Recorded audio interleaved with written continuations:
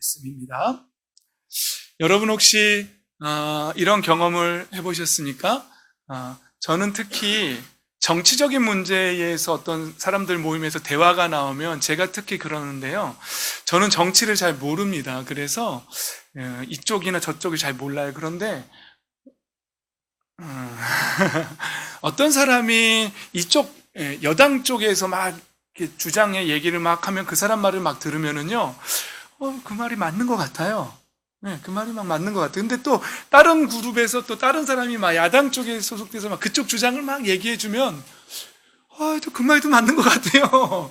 예, 뭐 예를 들면은 예전에 이명박 전 대통령이 왜 사대강에 뭐 보호를 만들고 그랬잖아요. 근데 어떤 분은 막 그게 막 생태학적으로 막 안 좋고 뭐 막 얘기를 해요. 그러면 저는 또 그 말을 막 방송에서 듣고 막 그러면 그런 거 잘못하셨네. 뭐 이렇게 생각됐다가 또 어떤 분은 그것 때문에 홍수가 나던 것도 막힌 마을, 지켜진 마을도 있고 가뭄도 그것 때문에 뭐 이렇게 농사 짓는 데 도움도 되고 막 잘 만들었다고 또 막 하는 사람들이 있었어요. 그래서 그 얘기를 막 들으면 그럼 잘했네. 이렇게 얘기를 막 듣게 제 주관이 없어서 그런지 하여튼 뭐 그래요. 그래서 촛불 집회에 막 나가시는 분들은 막 얘기를 들어보면은 그 말이 또 맞는 것 같고 또 태극기 집회에 또 나가시는 분들이 막 얘기하는 거 들으면 하여튼 그 말이 맞는 것 같고 유치원 또 사립법 요새 뭐 한참 그러잖아요. 막 그쪽에 또 얘기를 하면은 유치원 잘못했네. 뭐 그랬다가 또 유치원의 사유재산에 대해서 누가 또 막 얘기하면 정부가 너무했네. 제가 막 이 말이 맞는 것 같기도 하고 저 말이 맞는 것 같기도 하고 여러분들도 이런 경험이 있으십니까? 혹시? 그런데 만약에 제가 어떤 저 나름대로의 정치 철학이 딱 확고하게 생긴다면 그럼 어떤 일이 벌어질까요? 이 사람들이 이렇게 얘기하면 딱 얘기를 들으면서 제가 갖고 있는 나름의 그 철학을 가지고 그 말은 맞는 것 같고 이 말은 틀린 것 같고 또 이쪽 말도 막 하고 때로는 막 저랑 맞지 않는 말 가지고 나오면은 막 변론도 일어나고 막 그렇게 되지 않겠습니까? 그러니까 제가 만약에 전문인 부분에서 제가 나름대로 제가 갖고 있는 확고부동한 철학을 갖고 있는 부분에서 변론이 일어나면 제 주장을 펼치겠지만 제가 잘 모르는 부분에서 얘기하면 이 말도 맞는 것 같고 저 말도 맞는 것 같고 그런 것 같아요. 여러분, 제가 오늘 설교를 개똥철학이라는 제목으로 여러분들하고 나누기 할 건데, 근데 이 설교를 준비한 배경이 있어요. 제가 요새 어떤 영화가 한 편 있거든요. 근데 그건 좀 기분 나쁜 영화예요. 불교의 좀 패러다임이 있고요. 또 귀신도 좀 많이 나오고 막 그런 영화예요. 그게 사바하라는 영화예요. 쿵따리 사바한가요? 아닌가? 하여튼 주문 같기도 한데. 근데 제가 아는 몇몇 청년들이 한두 명이 아니에요. 여러 명이 그 영화를 봤대요. 저는 또 우리 고등부 아이들한테 보지 말라고 막 그랬는데, 너 그런 거 보면 영적으로 안 좋아. 그래서 보지 말라고 그랬는데, 청년들은 나름 자기들의 좀 뭔가 나는 좀 컸어. 이렇게 생각하고 그 영화를 본 것 같아요. 여기 본 사람들도 좀 있고. 또 제가 아는 사람들도 봤어요. 봤는데 문제가 뭐냐면은요, 그 영화를 본 사람들의 공통적인 얘기들이 뭔가 약간 있잖아요. 기독교적인 그동안 품고 왔던 그런 믿음에서 약간 흔들린 사람도 있고요. 뭔가 의문을 제기한 사람도 있고, 뭔가 생각이 자꾸 흔들린 사람들을 봤어요. 몇몇 사람들이 그러는 거예요. 그래서 궁금했어요, 제가.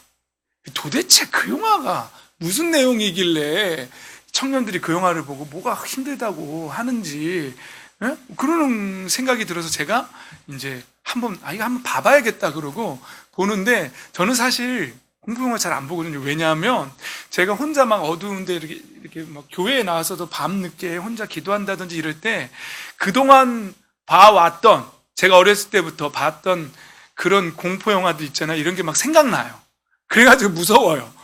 저 스스로 막 상상해내요.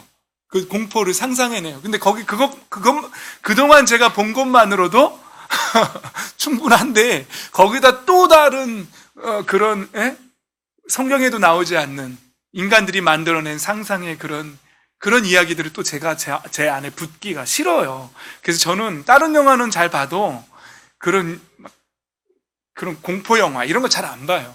그런데 이거는 진짜 제가 보기 싫은데 본 영화 중에 하나인데 이제 봤어요. 보면서 기분 나쁜 장면들은 빨리 이렇게 팔팔팔 하면서 이거 보기 싫어 그러면서 보면서 그들의 대사를 들었어요. 도대체 어떤 대사가 나오나. 그래서 뭐 어떤 대사길래 아이들이 흔들릴 만한 내용이 있을까 이렇게 봤어요. 그랬더니 그렇게 크게 흔들릴 만한 내용은 없었어요, 사실. 근데 그 이정재라는 사람이 나오는데 이 사람이 이단 사이비 연구하는 목사로 나와요. 목사로 나오는데 돈만 되게 밝히고 막 하여튼 되게 좀 부패한 목사로 나와요. 근데 그 사람이 대사 중에 이런 게 나와요. 하나님이 지켜주신다고 막 이러면서 자기 후배 중에 선교사가 있는데 그 선교사 부부가 어디 그 무슬림 지역에 가가지고 부인도 죽고 아들도 죽고 깐난애기 딸내미도 죽고 다 죽고 자기 혼자 돌아와가지고 한국에 돌아왔다. 근데 무슨 하나님이 지켜준다는 말을 하냐. 이런 대사가 나와요. 이정재 입에서, 목사 입에서. 그러니까 이런 얘기를 들어서 그런가? 뭐 그런 것도 있고 또 옆에 있던 어떤 아이가 크리스마스다 막 하고 좋아하니까 너는 크리스마스가 좋냐? 나는 슬프다. 크리스마스만 생각하면 슬프다. 헤롯 왕이 예수님이 태어나고 2살 이하의 아이들을 다 죽였다. 나는 크리스마스만 생각하면 2살 이하의 그 죽은 아이들이 생각난다. 그래서 난 슬프다. 그러니까 그 말 속에 뉘앙스가 차라리 오시지 마시지. 괜히 오셔가지고 2살 아의 아이들은 다 죽었다. 뭐 이런 뭐 느낌이 있어요. 근데 그 영화의 모티브가 그거예요. 어떤 뭐 교주가 막 그 100년 후에 자기를 죽일 어떤 아이가 자기가 태어났던 영화의 지역에서 태어나는데 뭐 그래서 이거 스포인데 여러분 그 영화 안 보실 거죠? 그래서 그 사람이 1899년생인데 1999년에 영월에서 태어난 여학생들 다 죽이는 그런 내용이에요. 예, 그런 내용인데 그래서 대사는 그런 게 나와요. 그래서 제가 그 영화를 보고서 도대체 이 영화 대사 중에서 도대체 뭐가 이 영화가 가지고 있는 사상 중에서 뭐가 이 신앙을 흔들만 했을까? 근데 거기 뭐 이렇게 막 불교적인 주문도 나오긴 해요. 뭐 어쩌고 저쩌고 뭐라고 막 주문을 외우는 방언 같기도 하고 막 이런 것도 나오긴 해요.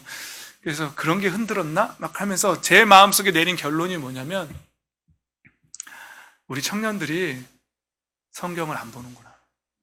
안 봐도 더럽게 안 보는구나. 표현이 좀 그런가요? 정말 성경을 보라고 그렇게 얘기를 해줘도 성경을 그렇게 안 읽어요.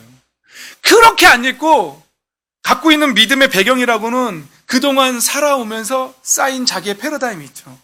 그걸 가지고 믿음이라고 말하고 그걸 가지고 그 패러다임 안에서 자기가 생각하는 하나님에 대해서 믿어요. 그리고는 조금만 이상한 말만 들리면은 그 패러다임이 막 흔들려가지고 하나님이 계시니, 하나님이 우리를 지켜주시니, 하나님은 살아서 역사하시는 분이 맞느니, 불꽃 같은 눈동자로 우리를 지켜주시는 분이 맞냐는 둥 그러면서 하나님의 사랑에 대해서 막 흔들려하고 괴로워하는 모습들을 봐요.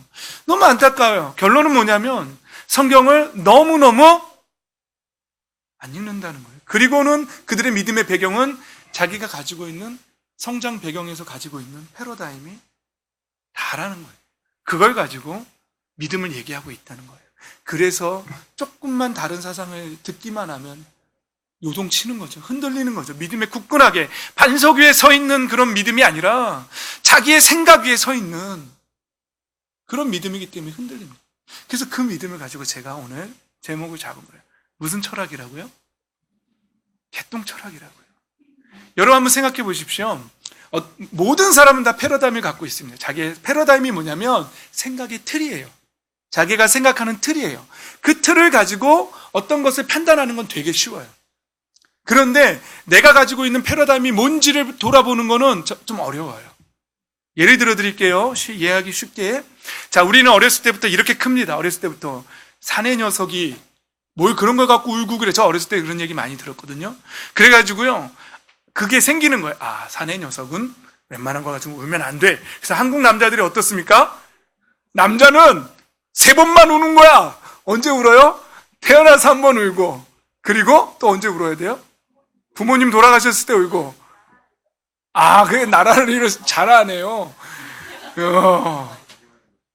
그래서 한국 남자들은요, 막 안 울으려고, 그런데 보니까 TV에서 재밌는 게 나오다 안 웃으려고, 그러고, 이렇게 슬픈 드라마가 나와도 울면 창피한 거야.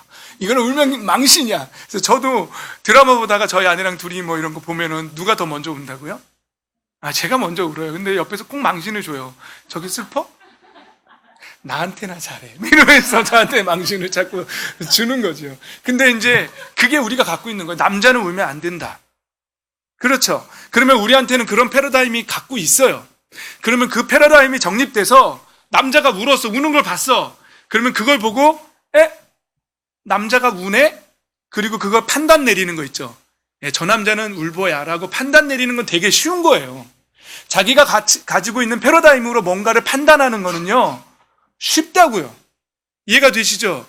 그런데 나는 왜 내 안에 남자는 울면 안 돼 라는 생각의 틀을 가지고 있을까라고 그걸 깨닫는 거는요 이게 어려운 거예요.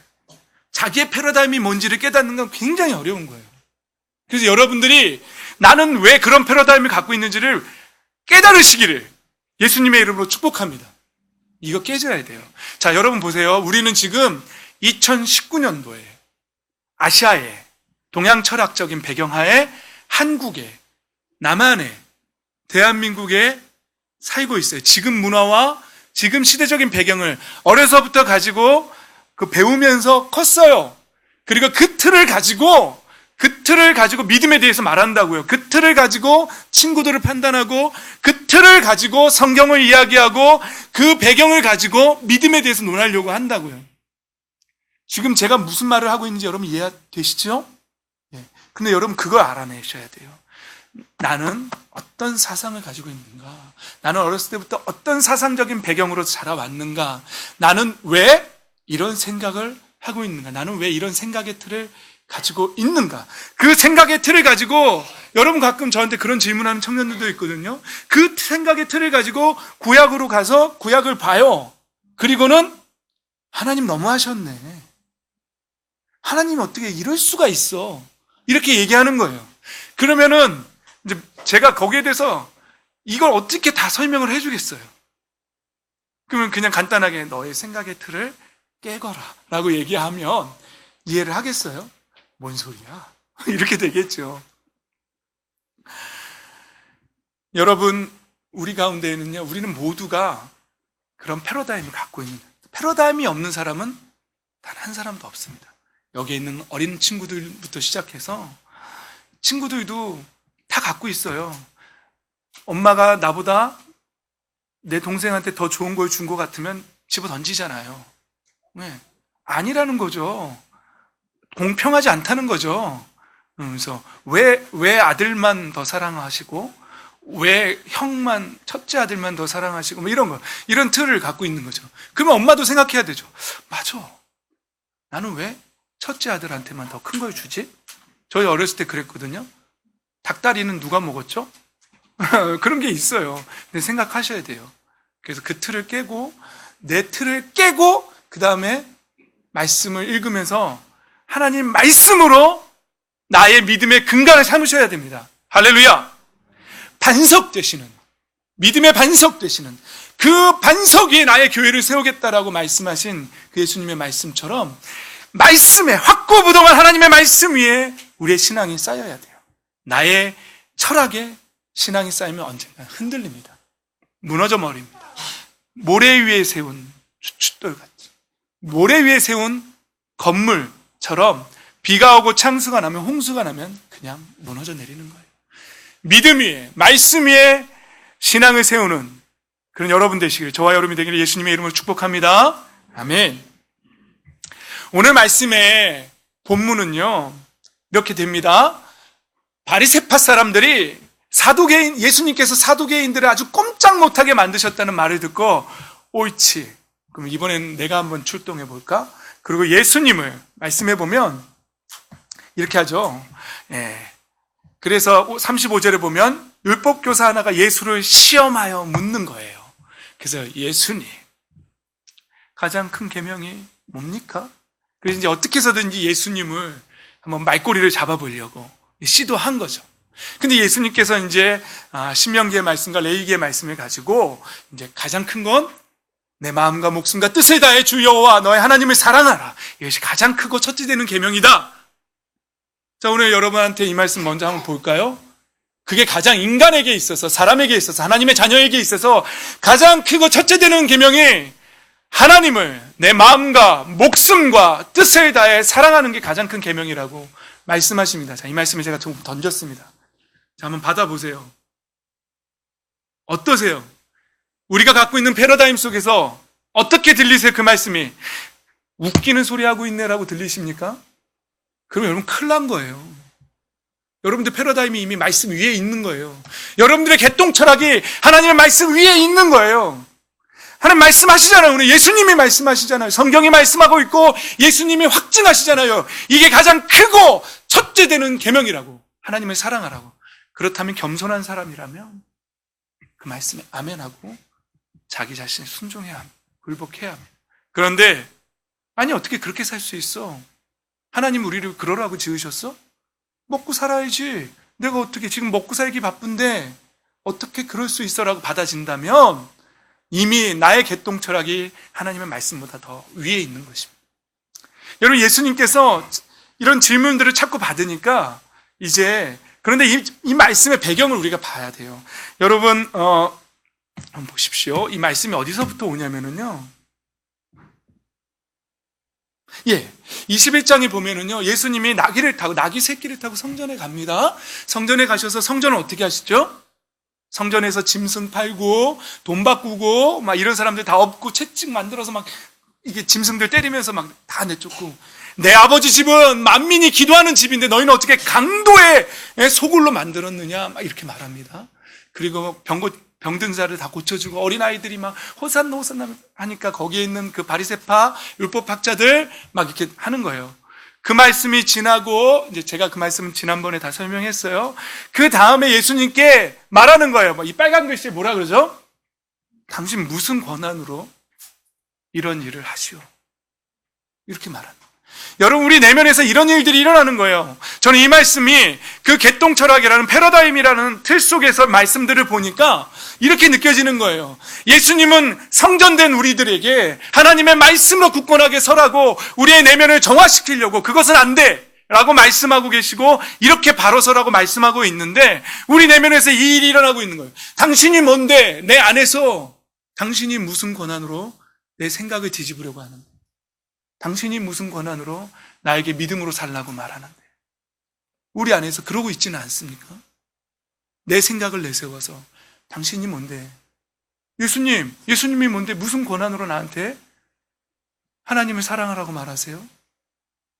라고 말하는 걸로 저에게는 들리는 거예요. 이 다음에 나오는 얘기들은 제가 설명하지 않겠습니다. 시간이 많이 가니까. 그래서 예수님이 그럼 내가 너한테 질문하겠다. 침례 요한에 침례가 하늘로서부터냐 사람에게서로냐? 그러니까 사람들이 막 짱구 돌리다가 잘 모르겠다 그러니까 예수님도 나도 안 가르쳐줘. 그리고 끝나요. 그 다음 말씀이에요.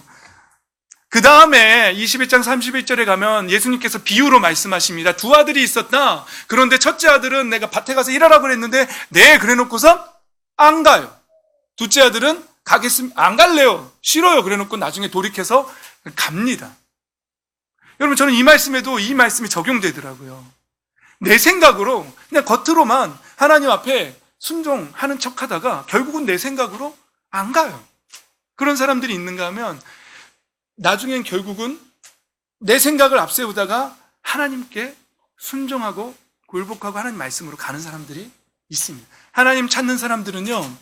물론 지금은 우리가 우리의 개똥 철학을 내세울 수 있어요. 내 패러다임을 내세울 수 있어요. 그러나 이 자리에 있는 모든 사람들은 결국은 우리의 모든 고집과 아집을 다 내려놓고 하나님 말씀 앞에 순종하고 아멘으로 나아가는 저와 여러분 되기를 축복합니다. 아멘.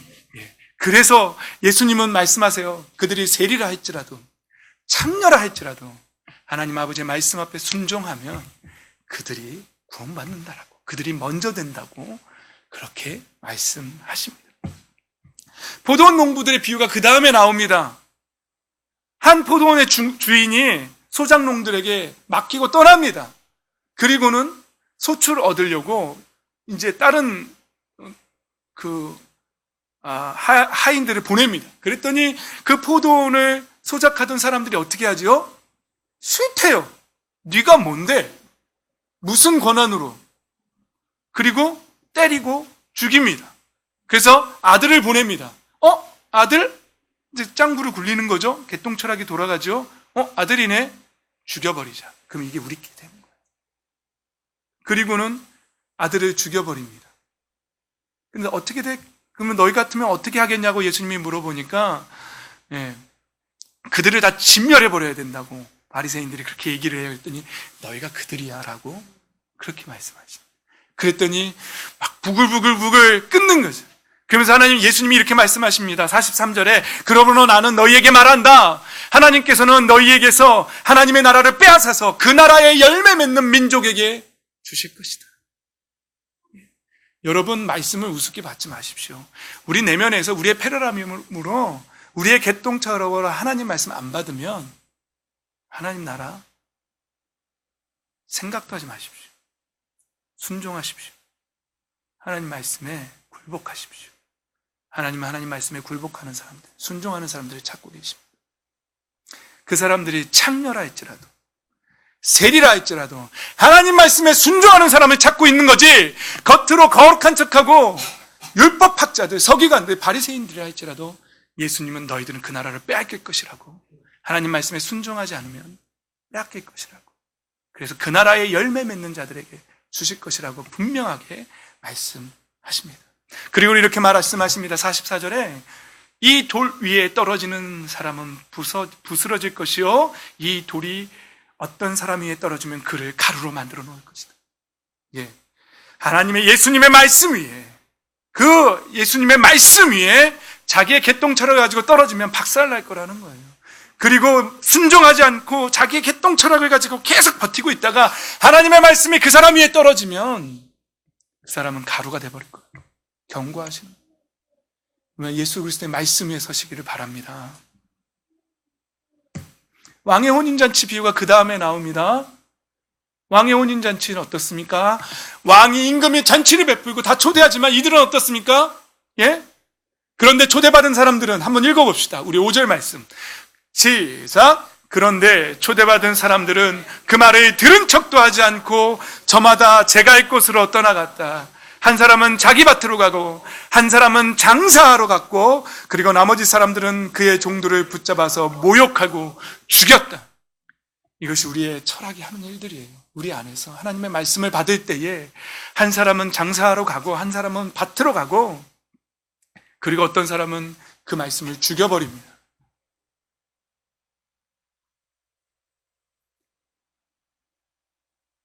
계속해서 나옵니다.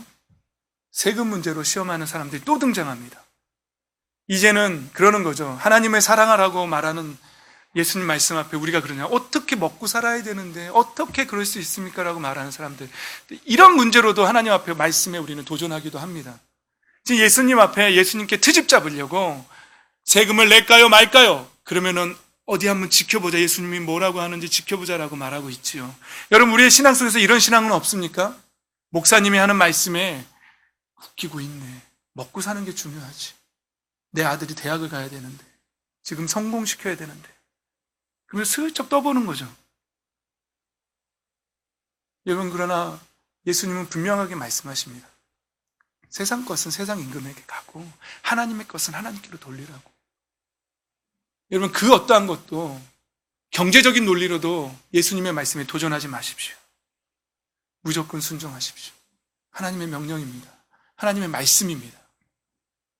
그리고는 오늘 바리새인들이 말하는 예수님이 사두개파 사람들을 완전히 말 한마디도 못하게 묶어버리셨대라는 그 사두개파 사람들은 뭘 가지고 나왔습니까? 부활의 문제를 가지고 나왔습니다.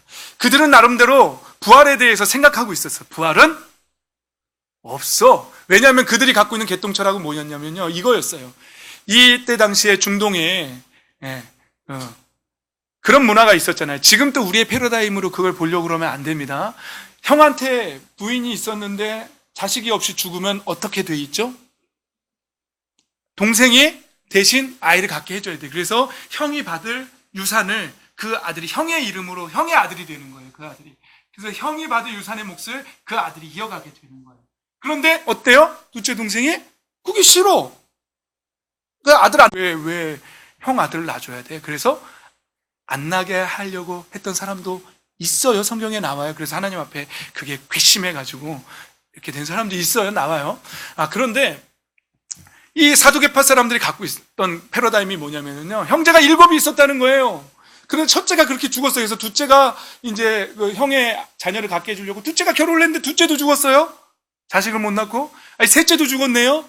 넷째도 죽었네요. 다섯째도 죽었네요. 여섯째도 죽었네요. 일곱째도 죽었네요. 그 예수님한테 질문은, 그러면 부활 때에 이 부인은 누구의 부인이 됩니까? 이게 그 사람들이 풀지 못한 갖고 있는 개똥 철학을 갖고 있는 부활에 대한 생각이었어요. 그러니 부활은 없다. 이게 사두개파 사람들이 갖고 있었어요. 여러분들도 그래요? 우리도 그렇습니까? 내가 가지고 있는 개똥 철학으로 막 계산해보고, 그러니 성경은 조금 수정해야 돼. 하나님을 목숨을 다해 사랑하라고 조금 넣어둬야 돼. 그건 이 시대에 맞지 않아. 그러면서 여러분들이 갖고 있는 개똥 철학으로 하나님의 말씀을 난도질하고 있지는 않습니까? 어떻게 그렇게 살 수 있냐라고 말하고 있지는 않습니까, 우리가? 하나님의 말씀은 1.1획도 변하지 않는다고 성경은 분명히 말씀하십니다. 풀은 마르고 꽃은 시드나 주의 말씀은 세세토록 있도다라고 성경은 분명하게 선언하고 선포하고 있습니다. 그래서 예수님이 뭐라고 하셨죠? 그 사두개인들한테 29절 말씀 우리가 읽으면서 우리 자신에게도 한번 말해봅시다. 시작! 예수께서 그들에게 대답하셨다. 너희는 성경도 모르고 하나님의 능력도 모르기 때문에 잘못 생각하고 있다. 예수님 말씀하시고, 너희는 성경도 모르고 하나님의 능력도 모른다. 그래서 너희들은 잘못 생각하고 있다. 너희들의 생각으로 그렇게 하나님의 나라를 난도질하지 마라. 하나님의 나라는, 부활은 그런 것이 아니다. 너희가 부활했을 때는 시집도 가지 않고 장가도 가지 않는다. 하늘에 있는 천사와 같은 존재가 된다. 예수님이 분명히 선언하십니다. 그럼 우리는 이 말씀 안에서 그렇게 믿고 나아가야 될 줄 믿습니다. 오늘 말씀에 바리새파 사람들이 가장 큰 계명이 뭐냐고 물으셨을 때 예수님은 이렇게 말씀하십니다. 예수님이 질문을 합니다. 이 예수님이 바리새파 사람들한테 한 질문이 그동안 이어오는 모든 논쟁의 마침표예요. 종지부예요. 그래, 그럼 나도 너희들한테 하나만 묻자. 메시아가, 그리스도가 누구의 후손이냐? 다윗의 후손입니다라고, 다윗의 자손입니다라고 그렇게 고백했어요. 그래? 그런데 왜 성경에 시편 110편에 보면 다윗의 시가 나오는데 거기서 다윗이 그렇게 고백하는 거예요. 하나님께 주께서 내 주께 말씀하시기를 너는 원수로 발등상 되기까지 내게 머물러 있으라는 말씀을 이렇게 고백해요. 그러니까 다윗이 주께서 내 주께 말씀하시기를 이렇게 말씀하시는 거예요. 그러니까 주는 누구예요? 여호와 하나님이시죠. 그리고 내 주께 말씀하시기를 할 때 내 주는 누구예요? 다윗의 자손 예수 그리스도죠. 그러니까 예수님께서 질문하는 거예요. 다윗의 자손이라며, 그런데 어떻게 다윗이 자기의 자손에게 주라고 표현하냐?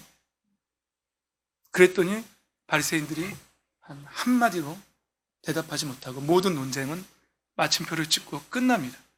여러분, 이때 당시에 우리가 다 알고 있지만 유대인들은요, 메시아에 대한 메시아 관념이 있었어요. 예수님이 아니죠. 구약에 예언되어 있는 메시아가 오면 로마의 식민지가 되어 있는 지금 그 유대를 다시 한번 다윗의 그 번영한 시대로 회복시킬 것이라는, 그리고 모든 사람이 번영한 나라를 누릴 것이라는 그들 나름대로의 개똥 철학을 가지고 있었어요. 그러니까 그렇게 있는데 예수님이 거기다 도전하신 거죠. 그런데 어떻게 그 메시아가 다윗의 자손인데 다윗이 주님이라고 표현하냐? 그러니까 이들이 생각하고 있는 메시아상하고 예수님이 말씀하시는 그분은 너희가 생각하는 그저 한 나라를 번영의 나라로 만드는 그 정도의 다윗의 자손이 아니라 다윗도 나의 주님이라고 고백하는 하나님의 아들이시고 그리스도이신 메시아시다라고 분명하게 선언하고 계시는 것입니다. 그러니까 너희들의 신앙의 패러다임은 지금 잘못되어 있다. 고쳐라. 메시아는 너희가 알고 있는, 그리스도는 너희가 알고 있는, 너희의 철학 속에 갇혀있는 그런 분이 아니다라고 예수님이 오늘 본문에 말씀하고 계십니다. 여러분, 우리도 신앙에 대해서 우리 나름대로의 철학을 갖고 있지 않습니까? 신앙은 이러이러해야 한다. 믿음은 이러이러해야 된다. 교회는 이러이러해야 된다. 그리고 교회가 그 길로 가지 않으면 교회가 뭐 이 모양이야 그러면서 교회를 욕합니다. 여러분, 교회를 욕하는 건 쉽습니다. 그러나 여러분 자신이 갖고 있는 패러다임을 보십시오. 우리 자신이 갖고 있는 하나님의 잣대로 재고 있는 그 기준점들을 보십시오. 어떠한 패러다임을 가지고 성경을 보고 있는지, 어떠한 패러다임으로 구원에 대해서 말하고 있는지, 부활에 대해서 말하고 있는지, 메시아에 대해서 말하고 있는지, 믿음에 대해서 말하고 있는지, 하나님의 나라에 대해서 우리가 뭐라고 말하고 있는지, 나는 어떠한 사상과 철학을 가지고 있는지, 나는 하나님 말씀에 굳건하게 서 있는지 돌아보십시오. 그러기 위해서는 하나님 말씀 읽어야 합니다. 하나님 말씀 목숨 걸고 읽으십시오. 제가 늘 말씀드리는 강조하는 점이 바로 이겁니다. 크리스찬이 말씀을 안 읽으면 하나님의 자녀로서의 정체성을 잃어버린다는 말씀이 바로 이것 때문에 제가 그렇게 매주 강조하고 있는 것입니다. 말씀을 읽으십시오. 목숨 걸고 읽으십시오. 그것이 하나님을 사랑하는 것입니다. 모든 시간에 중심을 놓고 이것보다 이게 더 중요하라고 말하지 마시고 모든 시간의 우선순위에 하나님의 말씀을 놓으십시오. 그리고 말씀을 읽으십시오. 그리고 그 말씀을 재지 마시고 나는 왜 이 말씀을 아멘으로 받지 못할까? 나는 왜 믿지 못할까라고 나는 어떤 패러다임을 갖고 있을까? 그 말씀에 나를 올려놓고 나를 잘라내십시오. 내 안에 있는 세속적인 가치관들을 잘라내십시오. 내 안에 있는 세상을 사랑하는 마음을 잘라내십시오. 그리고 그 말씀을 아멘으로 받으십시오. 내 안에 있는 패러다임을 가지고 하나님의 말씀을 난도질하면 안 됩니다. 그러면 결국 그런 신앙밖에 안 돼요. 하나님의 말씀에 아멘으로 나아가십시오. 그래서 반석 위에 서십시오.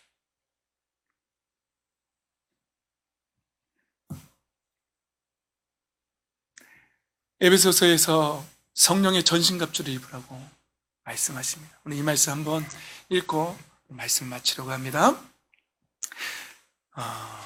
말씀이 긴데요. 그래도 읽겠습니다. 시작. 끝으로 말합니다. 여러분은 주님 안에서 그분의 힘찬 능력으로 굳세게 되십시오.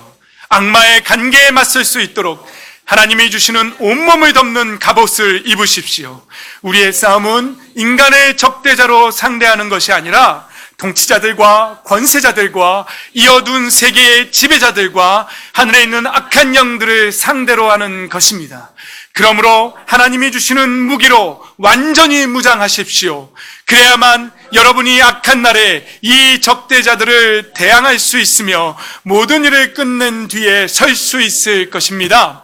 그러므로 여러분은 진리의 허리띠로 허리를 동이고 정의의 가슴막이로 가슴을 가리고 버티어 서십시오. 발에는 평화의 복음을 전할 차비를 하십시오. 이 모든 것에 더하여 믿음의 방패를 손에 드십시오. 그것으로서 여러분은 악한 자가 쏘는 모든 불화살을 막아 꺾어버릴 수 있을 것입니다. 그리고 구원의 투구를 받고 성령의 검, 곧 하나님의 말씀을 받으십시오. 할렐루야! 하나님의 말씀을 받으십시오. 우리는 지금 성경 말씀 그대로 원수마귀의 악한 간계와 싸우고 있는 것입니다. 간계는 말 그대로 간사한 계략입니다. 그 간사한 계략은 분명히 우리가 가지고 있는 개똥 철학을 통해서 그것과 함께 우리를 흔들어 댑니다. 그러나 여러분, 믿음의 방패를 가지고 막으십시오. 그리고 오늘 말씀에, 오늘 제가 말씀을 전하고 있는 그 주제에서 제가 오늘 말씀의 주제와 가장 강조하고 싶은 것은 빨간 글씨로 써놓은 성령의 검, 곧 하나님의 말씀을 받으십시오. 하나님의 말씀의 검으로 모든 공격들을 또 그리고 모든 악마의 간계를 제거하십시오. 그리고 싸워 이기십시오. 말씀으로 싸워 이기십시오. 말씀 위에 서십시오. 하나님 말씀을 인도하심을 받으십시오. 그래서 승리하십시오. 하나님 나라의 열매를 맺으십시오. 그렇게 영적으로 승리하여서 하나님의 기쁨이 되는 말씀으로 굳건하게 서는 저와 여러분이 되길 예수 그리스도의 이름으로 축복합니다. 우리 함께 기도합시다. 우리 찬양팀은 반주해 주시고요. 우리 이 시간에 한번 기도합시다. 눈 감고 기도할 때 여러분 우리의 패러다임을 한번 돌아봅시다. 나는 그동안 어떤 패러다임으로 하나님의 말씀을 혹시 하나님의 말씀